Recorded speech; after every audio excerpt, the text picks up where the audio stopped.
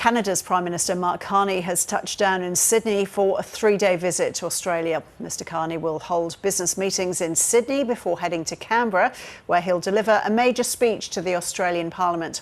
The two countries are likely to focus on expanding both strategic and economic ties in a time of enormous strategic disruption.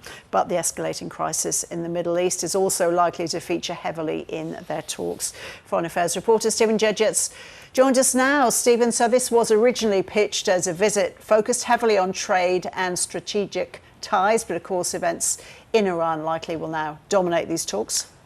Yeah, I'm not sure if they'll entirely dominate talks, but there's no doubt that they will feature heavily. Both Australia and Canada are, of course, grappling with the full implications of the chaos that we're seeing in the Middle East right now with the US strikes on Iran.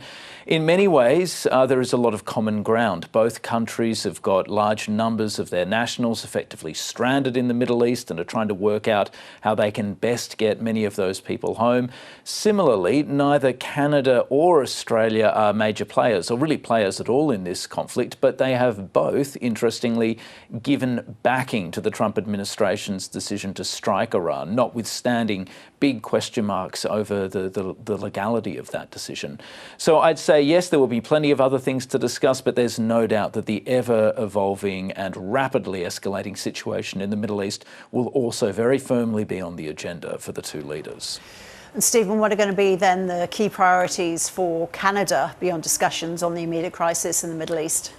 Look, Canada has pitched this trip as part of a broader attempt by Mark Carney to build ties with other middle powers. So it's not just Australia. He's also going to India. He's come from India, and he's going to Japan as well. So this is all part of Mark Carney's attempts to build these new formal and informal coalitions of middle powers in the face of increasingly aggressive and unpredictable behaviour by great powers, including most obviously the Trump administration.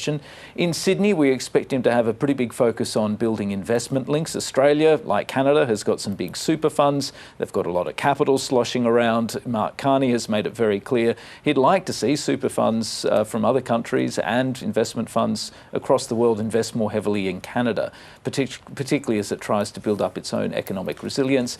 In Canberra, it will be more politically focused, and it will be really interesting to see exactly what Mark Carney has to say when he addresses both the Lowy Institute in Sydney, but also when he addresses federal parliament in what will probably be a fairly high-profile event.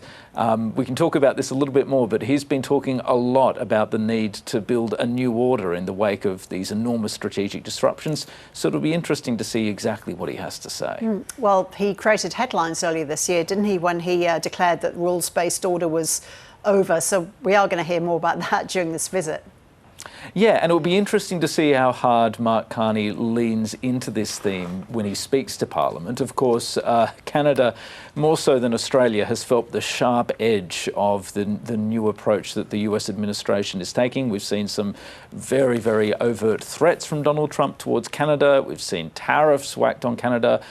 We've seen, in many ways, that relationship go into a nosedive. In the wake of that, we saw this pretty famous speech from Carney at Davos, where he basically said, the world order is, as we knew it, is over. It was a bit of a fiction in the first place, perhaps, but now it's done.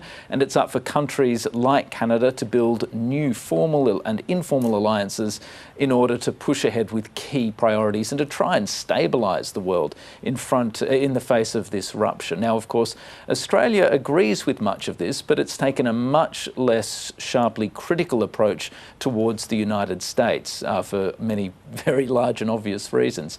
So it'll be interesting to see whether Mark Carney leans into direct criticism of the US while he's here or speaks a little bit more gently, which gives Australia, of course, a little bit more room for manoeuvre.